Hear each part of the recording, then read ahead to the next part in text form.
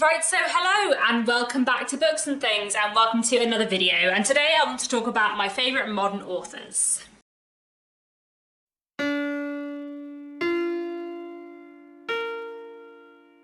So within the last month or so, I read two novels which are by some of my absolute favourite modern authors, and it made me think that I should make a video talking about my favourite modern authors in general. So I decided to pull together a list of my favourite modern and contemporary authors. You know, authors who are 21st century authors who are still actively writing and whose books I really, really love. And I came up with a list of 13 authors, which is quite a lot. And I feel like I've forgotten someone. I feel like the moment I finished filming this video, I will remember an author who I absolutely love, who I forgot to include in this video. But anyway, so I pulled together this list of 13 authors, and then I realised that there were kind of like two distinct categories within that list. There are 6 authors who I've loved for a long time, where I've read basically everything that they've written, more or less, with one sort of exception of a very, very recently released book that I haven't quite got to. And then there are 7 authors who I haven't read in full yet. I've read, 2 or more of their books, but I haven't read everything they've published, and I love all of their work so far, but I kind of have like more books to read by then before I'm like fully certain that they're like an absolute all-time favourite author. I mean, some of them I am pretty certain that they're an absolute all-time favourite author, but like I have more books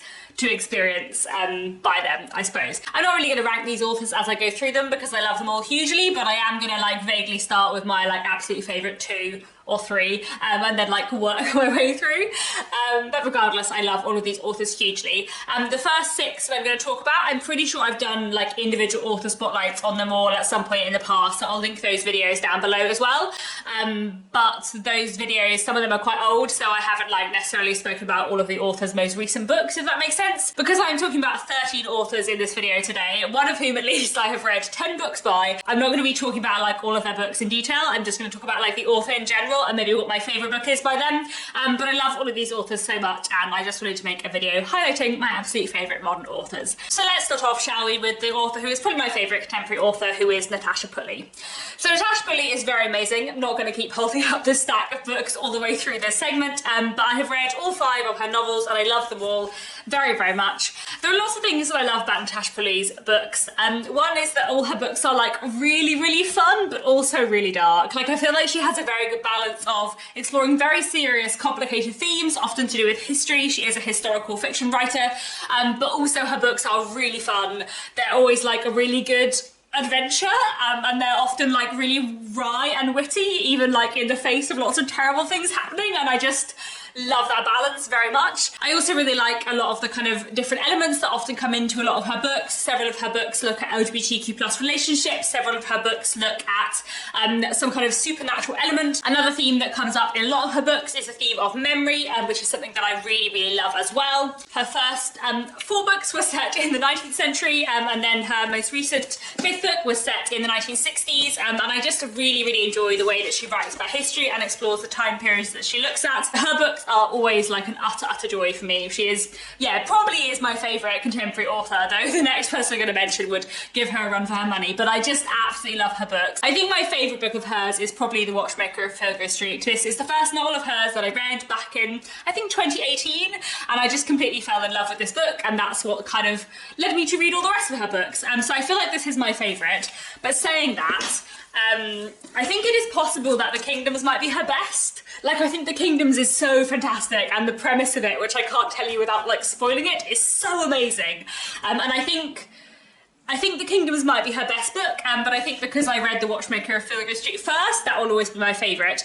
And also The Watchmaker of Filigree Street is part of a series, so her other book, The Lost Future of Pepper Harrow, is the sequel, and I've also read a short story which features the characters that feature in these books, and I'm so very, very like fond of these characters, and that makes this book like extra special as well. I've also read both of these twice, and I've only read the rest of her books once, but I would really like to reread The Kingdoms because of the particular premise in it. I feel like it would be a really interesting book to reread. In general, I just really love Natasha Pulley's book. She is an absolutely fantastic author. The next author I want to mention is the wonderful Diane Setterfield. Diane Setterfield is another of my absolute favourite contemporary authors. The 13th Tale is my favourite contemporary novel. It's my favourite 21st century novel, and I love it so very much. And Diane Setterfield is also the author on this list who I've loved the longest. I read the 13th Tale when I was, I guess 14 or 15, when I was a teenager, and I just loved this so much. I feel like It was the first book that I read that I loved that wasn't from the 19th century. Like genuinely as a teenager, I basically just read classics, and I remember picking this up because I thought it sounded good, and it being like the first modern book that I ever really loved. So I feel like that means it will always have a very special place in my heart. I also feel like it's one of the first books I've read where I was like, oh, I want to write books like this. Like that's the kind of book I want to write, rather than just being like, I really love reading books. Because I think when you read a lot of classics, but you also write, you don't really want to write a classic, you know, you don't really want to write a book that could have been written in the 19th century, and I feel like this was the first book I read where I was like, oh right, this is the kind of thing I want to do. And I just love this very, very much. Diane Setterfield is another historical fiction writer. I think she looks really fantastically at 19th and 20th century history.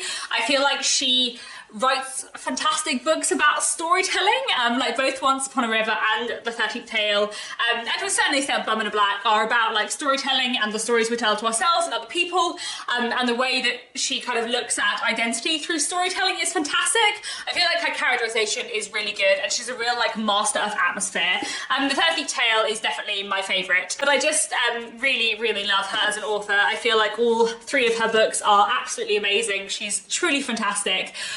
And I feel like the way she has with words is just a marvel. So highly, highly recommend Diane Setterfield, another one of my absolute favourite authors. The next author who I want to mention, my other favourite contemporary living author, is Emily St. John Mandel. I think her books are truly fantastic. I've read all 6 of her novels, and I think they're truly amazing. Most recently I read Sea of Tranquility, which I read back in August, which is one of the reasons why I was inspired to make this video, because I was thinking about how much I love her as an author and how much I love the authors who are my favourites. So I first discovered this author back in, I guess, 2014 or 2015, when I was part of a science fiction book club, and for that we picked up Station 11, which is a dystopian novel about what happens after a pandemic wipes out 90% of the human population. I loved it so much, and I especially fell in love with her writing and the precision of her writing. She's one of those authors where like everything she says is just very, very precise. I don't even know how to explain it better than that, but there's something so like beautifully like precise and crafted and sort of understated, I suppose, in some ways about her writing that I just loved. So I very quickly after that read the other 3 books, which at that point in time she had published, all of which I loved, especially The Lola Quartet, which is probably still my favourite book of hers. I think this was the 2nd book by her that I read, and I just fell in love with this book. It's very different from Station 11. It's not dystopian, it's not science fiction anyway. It's set kind of partly in 2012 and partly 10 years before, and it's about a group of teenagers in high school who are part of a jazz quartet, and then where their lives take them many years in the future, and then kind of looking back on the events when they were leaving high school.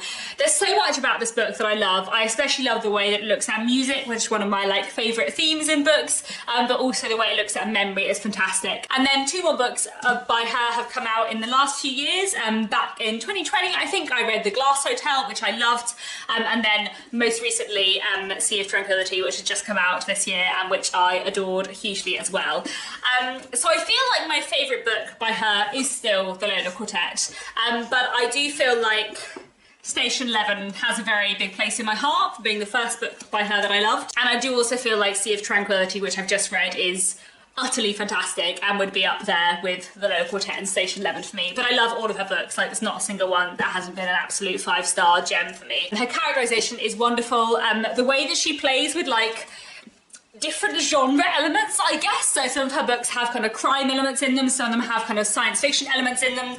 And I love the way that she includes those elements in her books and makes her books really like fast-paced and plotty and really like engaging to read and really gripping. But also the characterization and the themes within her books are so important and so well done. And I just think her books are truly amazing. So going to try and move on and not make this video too long, but I highly, highly recommend Emily St. John Mandel. The next author who I wanted to mention is Banana Yoshimoto. Banana Yoshimoto is a Japanese author who writes in Japanese. I read her books in translation and I absolutely, absolutely love her books. I've only got 4 here, but I have actually read 10 of her books. So she is the author who I've read the most by on this list.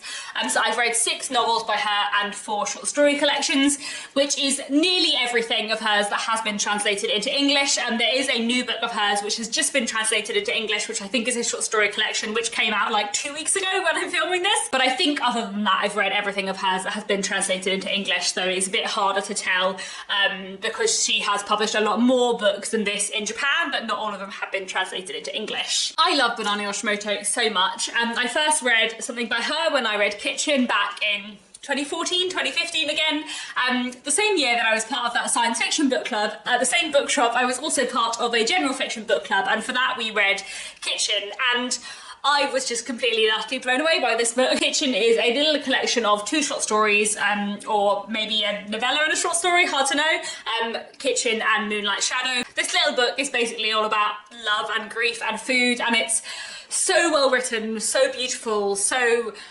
strange and fantastic, and there's something about Banana Yoshimoto's writing and the kind of combination of everyday life and sort of philosophical moments, which I just really, really love. And then after reading Kitchen by Banana Yoshimoto, I basically went on to read as much as I possibly could by her in as short a space of time as I could. One of the reasons why I only have 4 books to hold up here rather than the 10 that I've read is because I read quite a lot of Banana Yoshimoto while I was doing my master's course, and then I moved back home after university for a bit, so quite a lot of my copies of Banana Yoshimoto are back at my parents' house because I did have quite a lot of them. My favourite book by her is definitely Kitchen. I love Kitchen a lot, but I also really adore Goodbyes Zagumi, which I would really, really recommend.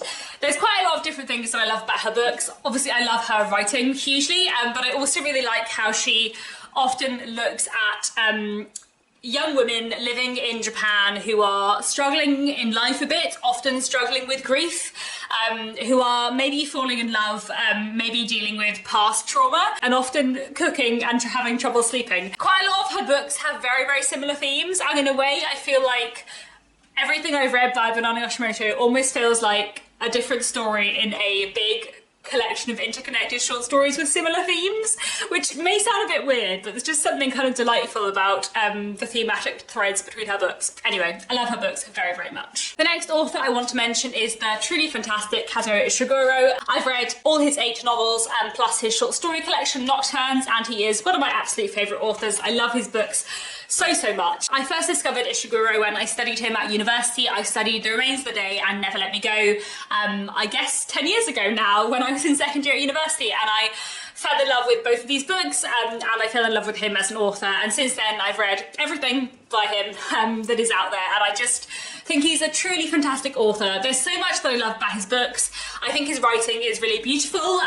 Like Emily Syndrome Mandel, it's quite precise, and it is often kind of like the emotion is pulled back, but that sort of makes it more emotional in some kind of glorious way. I really like the way that his books often examine memory. A lot of his books look at memory. A lot of his books also look at kind of like what it means to be human, I suppose, in a really powerful way. He writes in quite a lot of different genres. Some of his books are kind of on the science fiction speculative end, some of his books are historical fiction, and some of his books are just plain weird, like The Unconsoled, which is basically just one long dream sequence, but I kind of loved it anyway, and I just think his books are fantastic. My favourite book by him is The Remains of the Day, which is just beautiful and fantastic in every way, but I also really, really love Never Let Me Go, which is another beautiful read, and I also did quickly want to mention When We Were Orphans, because I feel like When We Were Orphans doesn't get spoken about very much, but I think this is one of his best books as well.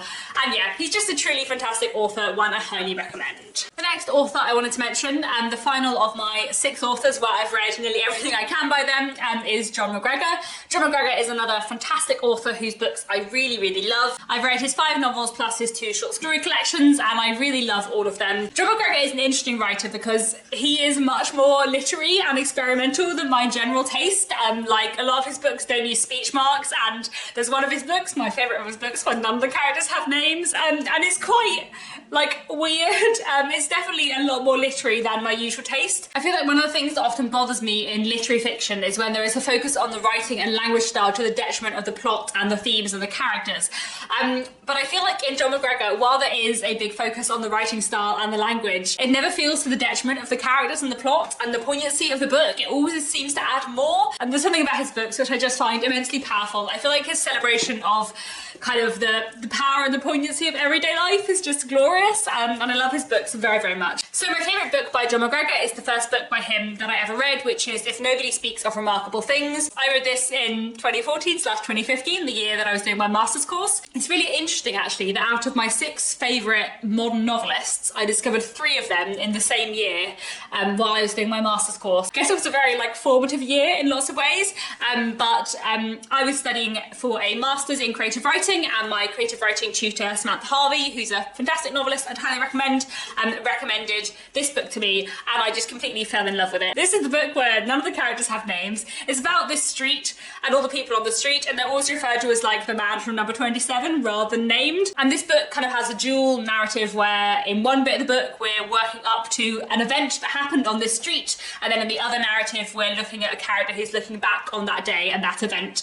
And it's just about the ordinary lives of these ordinary people, and it's beautiful and it's fantastic. I just feel like the writing in this book is so beautiful that I would kind of read Jon McGregor writing about anything. There's one bit in this book where he basically spends 2 pages describing the fact that it's raining, and usually I have no time for shenanigans. Usually I'm tell us it's raining in 1 sentence and move on please. What are you doing wasting our time? But somehow in Jon McGregor it works for me and I love it. And even though he is so much more literary than the kind of thing I usually love, I just completely adore his books, and I just think he's fantastic. And I just think I see the point.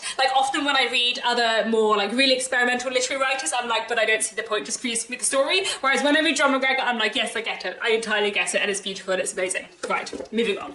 So those are probably my favourite 6 contemporary authors, in that I've read everything by them, and I've completed all their works, and I'm always eagerly waiting for the next book they release, and know that I will read it as soon as possible when it's out. But I do have 7 other authors who I completely love, who I haven't read everything by them yet, but they definitely are favourite authors for me, and I'm sure that the more I read by them, the more they will become favourite authors. So the first one I wanted to mention is Sarah Waters. I've read 4 out of her 6 novels, and I love her books hugely. I first read Sarah Waters back in 2017 when I read Fingersmith. I think my favourite book by her is either Tipping the Velvet or Affinity. I feel if I was recommending the place to start with Sarah Waters, I would recommend Tipping the Velvet, but I do have a special place in my heart for Affinity, which I think is really underrated as well. So of Sarah Waters' 6 novels, 3 of them are set in the 19th century. I've read all of those 3, and then the other 3 are set in the 20th century. I've read The Night Watch, but I haven't read The Little Stranger or The Paying Guest, all of which I really want to read. I love Sarah Waters for a lot of reasons. I think her books are fantastic. I think the way that she looks at gender and sexuality at different points in history is wonderful. I think her writing and the very, very pacey, twisty, turny nature of her books are so fantastic. Quite a lot of them are, they're not really long, but they're not short books, but you just fly through them because they're so dramatic and so much happens, and I love all the twists and turns of the plots. For someone who loves Dickens, the fact that her books are very Dickensian but also so different is something that I just hugely adore. I love her characterization, I love her atmosphere, and reading her books has always just been such a joy. Also, all 4 of Sarah Waters' books that I've read so far, I have read as buddy reads with Marissa from Blatantly Bookish. I'll link her channel down below. But basically reading Sarah Waters together has become a bit of a tradition of ours, and I really like that there's an author where literally everything I've read by them I've buddy read with the same person, and I've always really enjoyed having discussions with Marissa about it, especially because we first read a Sarah Waters book together back in 2017. So basically for years we have been reading Sarah Waters together and discussing it together, which is just really fun. I've also done buddy reads of Natasha Pulley and Emily Sundra Mandel with Marissa too. We have very similar taste in books, but Sarah Waters is the author that we read together, and that's just really nice. So yeah, I love Sarah Waters very much. She's definitely a favourite author, but I'm really excited to finish off her books at some point in the future. The next author I wanted to mention is the amazing Patrick Gale. I have read 3 of Patrick Gale's novels. He's written 20, so I've got a long way to go in my Patrick Gale journey. Patrick Gale is a fantastic writer. He does write some historical fiction. A Place Called Winter is set in the Edwardian period, but the other 2 books by him that I've read, Take Nothing With You and Rough Music, are less historical. Both of them have a contemporary strand, and a strand that is I guess 30-40 years in the past, and both of these books look at kind of growing up and are following both a child coming of age and their adult self, which is something that I really, really like. All 3 of his books that I've read so far look at sexuality and kind of young men or boys discovering that they're gay and kind of how that affects the relationships with their family and the world around them. And two of these books look really interestingly at memory in a really fantastic way. I think my favourite book by him is probably Take Nothing With You. The first one I read was A Place Called Winter a few years ago, but I think Take Nothing With You is probably my favourite just because I love the way that it looks at music and kind of growing up and memory. It's just a really fantastic book. I love Patrick Gale hugely, and though I have only read 3 of his books, he is a favourite author and I definitely need to read more. The next author I wanted to mention is the wonderful Taylor Jenkins Reid. I have read 3 out of her 8 novels. So I've read Malibu Rising here, which I read in August, another one of the books along with Sea of Tranquility that inspired me to make this video. And then I've also read The Seven Husbands of Evelyn Hugo and Daisy Jones and the Six, both of which I listened to on audiobook, and I recommend both of them on audiobook, especially Daisy Jones and the Six, which is wonderful on audio. I love Taylor Jenkins Reid a lot, and I'm really excited to read more by her. I have 5 books by her left to read.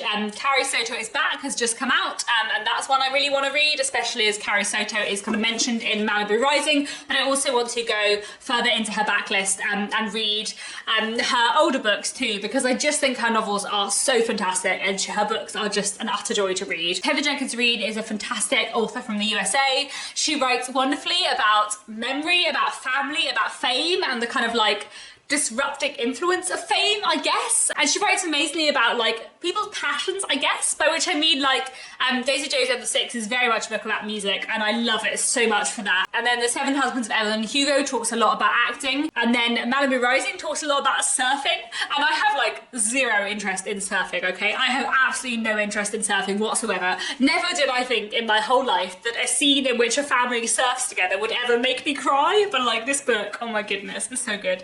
There's just something about her books which are so poignant and so powerful because she completely gets people, and then her characters are so complex and flawed and messy and deep, and it's just amazing. So I highly recommend Taylor Jenkins Reid, and I really want to read more by her in the future.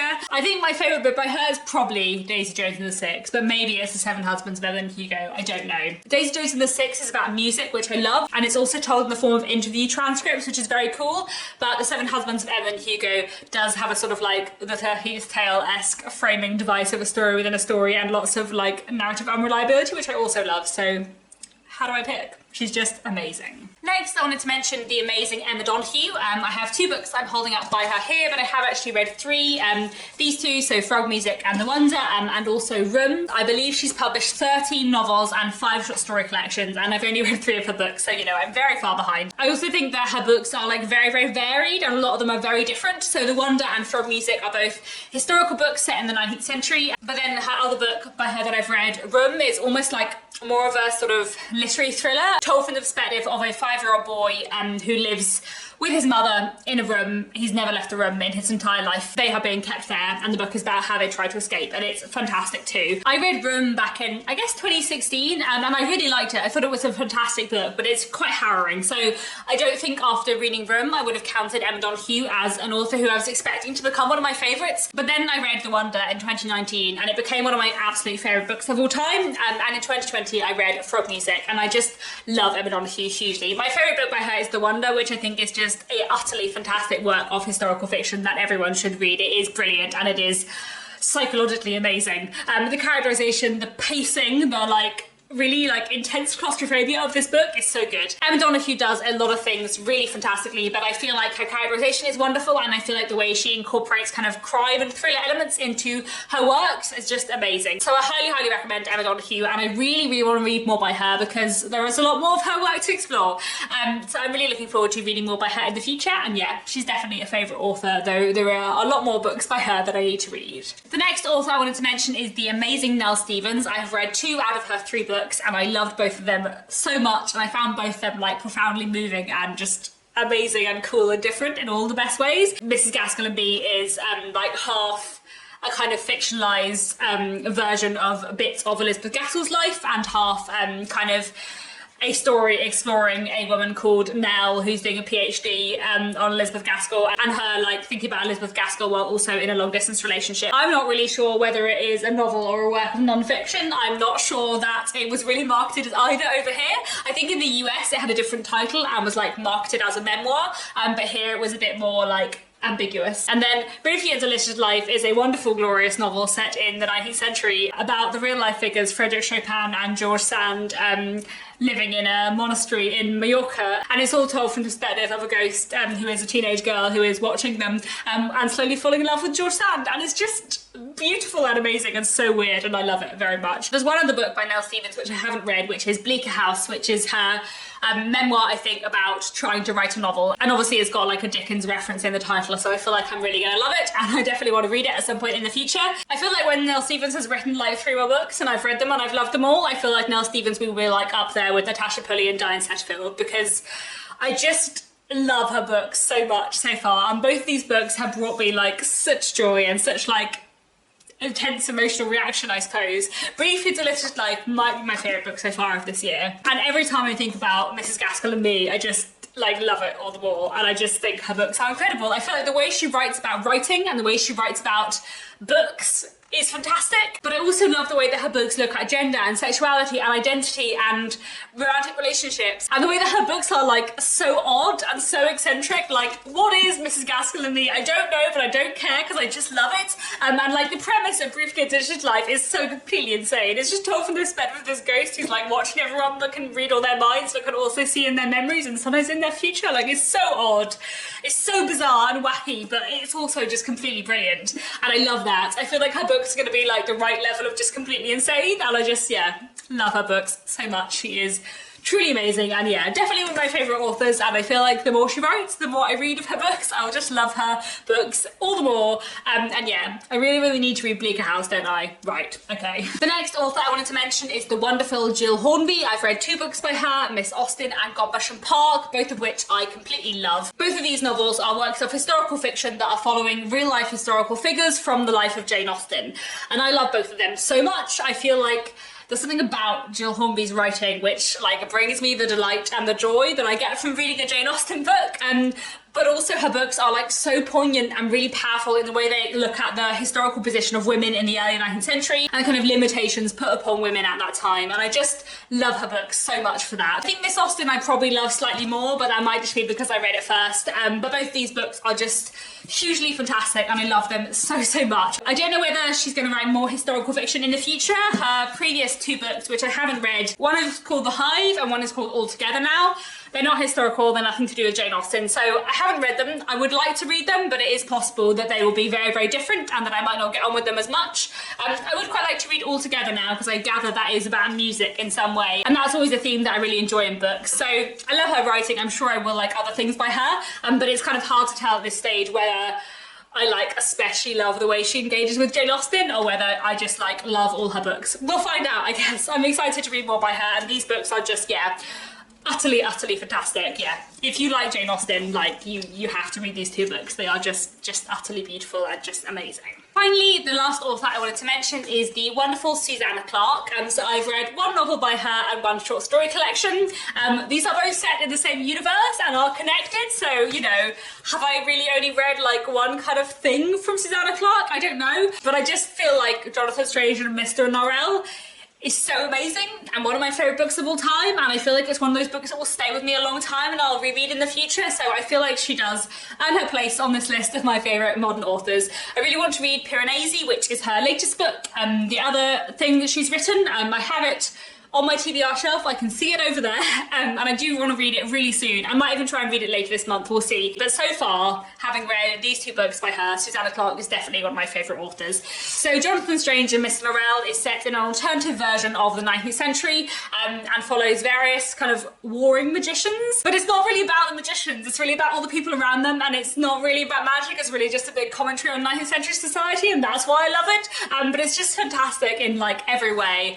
And I just completely adored it. It's huge, but like it's absolutely worth her time. It's so good. And then I also read her short story collection, The Ladies of Grace Adieu, which is set in the same universe as Jonathan Strange and Mr. Norrell, and includes like basically like a lot of the lore of Jonathan Strange and Mr. Norrell, I suppose, and like fairy stories set in the same world. And I love this very much too. It was really fantastic. I really want to read Piranesi. I'm hoping I'll really like it, and then we'll confirm my feeling that Susanna Clarke is a favourite author, but for now, she definitely goes on this list. And yeah, Jonathan Strange and Mr. Norrell is fantastic. So there we have it. Those are 13 contemporary authors who I absolutely love. I feel like I've been filming for a really long time, so I'm sorry if this video is very long, but I just wanted to talk about these authors who I love a lot.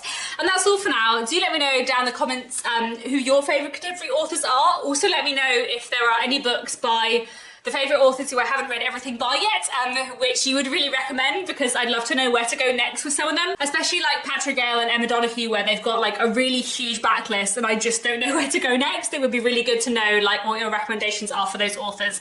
And I think that's all for now. Thank you so much for watching, and I'll be back very soon with another bookish video.